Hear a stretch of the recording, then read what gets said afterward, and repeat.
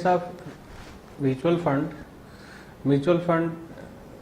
in the mutual fund you can invest in small amount on regular interval. You can invest lump sum also, but compared to shares in the mutual fund, risk is less, and your investment is managed by professionals. So when you decide the mutual fund, there are a lot of variety in the mutual fund, but mutual fund is less risky compared to stocks. Also, in the case of mutual fund, return is also good, but it may be 1, 2 to 3% less compared to direct investment in the stock market.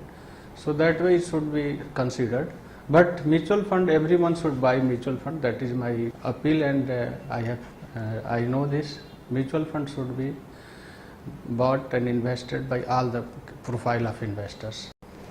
FD definitely FD में investment नहीं करना चाहिए. Broadly दो reasons है. एक तो है tax benefits.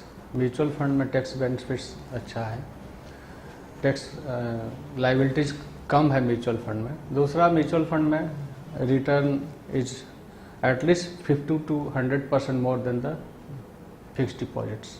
If you buy fixed deposits, your money is blocked for 7 to 8 years.